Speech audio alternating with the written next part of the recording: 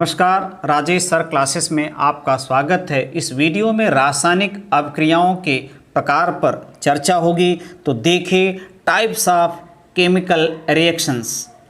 रासायनिक अभिक्रियाएं मुख्यतः निम्न प्रकार की होती हैं। रासायनिक अभिक्रियाएं मुख्यतः निम्न प्रकार की होती है।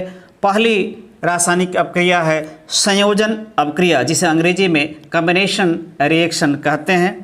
जिस रासायनिक अभिक्रिया में दो या दो से अधिक अभिकारक पदार्थ मिलकर एकल उत्पाद का निर्माण करते हैं उसे संयोजन अभिक्रिया कहते हैं। जिस रासायनिक अभिक्रिया में दो या दो से अधिक अभिकारक पदार्थ मिलकर एकल उत्पाद का निर्माण करते, एक पदार्थ का निर्माण करते हैं, एक पदार्थ बनाते हैं, उसे संयोजन अभिक्रिया कहते हैं। अब देखिए, उदाहरण से क्लियर हो जाएगा। उदाहरण है यहाँ पर कैल्शियम ऑक्साइड जल के साथ क्रिया करके कैल्शियम हाइड्रोक्साइड का निर्माण कर रहा है। यहाँ पर दो अभिकारक हैं और परस्पर क्रिया करके एक उत्पाद का निर्माण कर रहे हैं। अब हम अगला उदाहरण देखते हैं। यहाँ कार्बन ऑक्सीजन से क्रिया करके कार्बन डाइऑक्साइड गैस बना रही है। यहाँ भी दो पदार्थ हैं और परस्पर क्रिया करके एकल पदार्थ का निर्माण कर रहे हैं, एकल उत्पाद का निर्माण कर रहे हैं। अब देखिए तीसरा उदाहरण। यहाँ पर अमोनिया क्रिया कर रही है हाइड्रोक्लोरिक एसिड से और अमोनियम क्लोराइड का निर्माण हो रहा है। तो इस प्रकार की जो रासायनिक अभिक्रियाएं होती हैं जिसमें दो या दो से अधिक पदार्थ मिलकर के एकल पदार्थ एक उत्पाद का निर्माण करते हैं उसे संयोजन अभिक्रियाएं कहते हैं। अब देखिए अगली रासायनिक अभिक्रिया वियोजन अभिक्रिया, डिसोसिएशन रिएक्शन। वियोजन अभिक्रिया, डिसोसिएशन रिएक्शन। जिस रासायनिक अभिक्रिया में एकल अभिकारक दो या दो से अधिक छोटे छोटे उत्पादों में टूट जाता है उसे वियोजन अभिक्रिया कहते हैं। जिस रासायनिक अभिक्रिया में एकल अभिकारक पदार्थ दो या दो से अधिक छोटे छोटे उत्पादों में पदार्थों में टूट जाता है उसे वियोजन अभिक्रिया कहते हैं, उसे डिसोसिएशन रिएक्शन कहते हैं। अब देखिए उदाहरण। यहाँ पर कैल्शियम कार्बोनेट है जिसको गर्म किया जा रहा है, जिसको ऊष्मा दी जा रही है। तो ये दो छोटे छोटे उत्पादों कैल्शियम ऑक्साइड और कार्बन डाइऑक्साइड में टूट जा रहा है। दूसरा उदाहरण है लेड नाइट्रेट। ये क्या है? Lead nitrate. इसको गर्म किया जा रहा है, ऊष्मा दिया जा रहा है। तो ये तीन छोटे छोटे उत्पादों में टूट जा रहा है। लेड ऑक्साइड, नाइट्रोजन डाइऑक्साइड और ऑक्सीजन। तो इस प्रकार की जो रासायनिक अभिक्रियाएं संपन्न होती हैं उसे हम कहते हैं वियोजन अभिक्रिया, डिसोसिएशन रिएक्शन। अब देखिए विस्थापन अभिक्रिया, डिस्प्लेसमेंट रिएक्शन। बहुत महत्वपूर्ण है, परीक्षाओं में बार बार इस प्रकार की अभिक्रियाओं को पूछा जाता है। जिस रासायनिक अभिक्रिया में अधिक क्रियाशील तत्व कम क्रियाशील तत्व को उसके यौगिक से हटाकर स्वयं उसका स्थान ग्रहण कर लेता उसे विस्थापन अभिक्रिया कहते हैं। जिस रासायनिक अभिक्रिया में अधिक क्रियाशील तत्व कम क्रियाशील तत्व को उसके यौगिक से, उसके कंपाउंड से हटाकर स्वयं उसका स्थान ग्रहण कर लेता है उसे विस्थापन अभिक्रिया कहते हैं। अब देखिए इन दो उदाहरणों से विस्थापन अभिक्रिया स्पष्ट हो जाएगी। यहाँ पर जिंक क्रिया कर रहा है कॉपर सल्फेट से। जिंक क्रिया कर रहा है किससे? कॉपर सल्फेट से। और जिंक जो है कॉपर से अधिक क्रियाशील है। इस कारण ये करेगा क्या? इसमें से कॉपर को क्या कर देगा? हटा देगा और स्वयं उसका स्थान ग्रहण कर लेगा। तो क्या बनाएगा? जिंक कॉपर सल्फेट से क्रिया करके जिंक सल्फेट और कॉपर का निर्माण करेगा।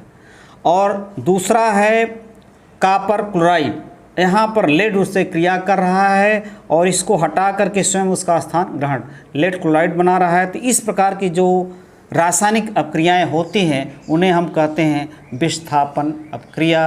अब देखिए अगली रासायनिक अभिक्रिया। चौथा है ऊष्माक्षेपी अभिक्रिया, जिसे अंग्रेजी में एक्सोथर्मिक रिएक्शन कहते हैं।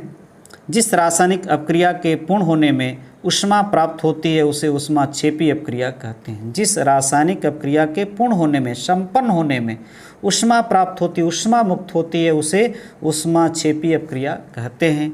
यहाँ पर नाइट्रोजन गैस, हाइड्रोजन गैस से क्रिया करके अमोनिया गैस का निर्माण कर रही है।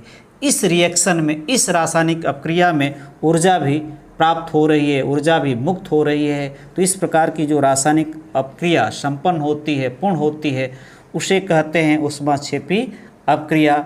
अब देखें ऊष्माशोषी अपक्रिया, जिसे अंग्रेजी में एंडोथर्मिक रिएक्शन कहते हैं। जिस रासायनिक अपक्रिया के पूर्ण होने में ऊष्मा का अवशोषण होता है उसे ऊष्माशोषी अपक्रिया कहते हैं।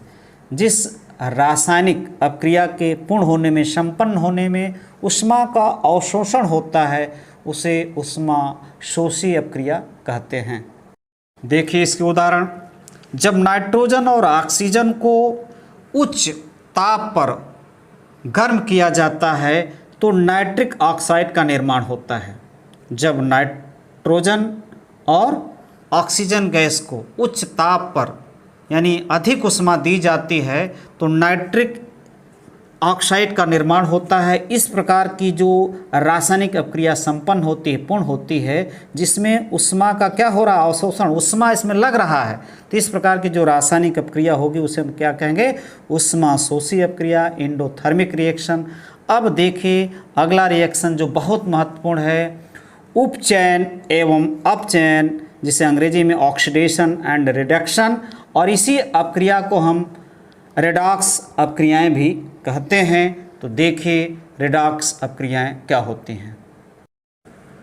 रासायनिक अपक्रिया के समय जब किसी पदार्थ में ऑक्सीजन की वृद्धि होती है तो कहते हैं कि उस पदार्थ का उपचयन हुआ, तथा जब अपक्रिया में किसी पदार्थ में ऑक्सीजन की कमी होती है तो कहते हैं कि उस पदार्थ का अपचयन हुआ। अर्थात किसी रासायनिक अपक्रिया में एक पदार्थ अभिकारक उपचयित तथा दूसरा पदार्थ अपचयित होता है। इन अपक्रियाओं को उपचयन, अपचयन अथवा रेडॉक्स अपक्रियाएं कहते हैं। यानी ऐसी रासायनिक अपक्रिया जिसमें एक पदार्थ उपचयित होता है तथा दूसरा पदार्थ अपचयित होता है, इस प्रकार की जो अपक्रियाएं संपन्न होती हैं उसे हम उपचयन, अपचयन अथवा रेडॉक्स अपक्रियाएं कहते हैं। अब देखिए रेडॉक्स अपक्रिया के उदाहरण जो आपके सामने हैं। यहाँ पर कॉपर ऑक्साइड हाइड्रोजन के साथ क्रिया करता है और कॉपर और जल का निर्माण हो रहा है। अब यहाँ पर हम देख रहे हैं कॉपर ऑक्साइड से ऑक्सीजन का क्या हो रहा, अलगाव हो रहा है। यानी कॉपर ऑक्साइड परिवर्तित होकर कॉपर में चेंज हो जा रहा है। तो यानी कॉपर ऑक्साइड का क्या हुआ, अपचयन हुआ।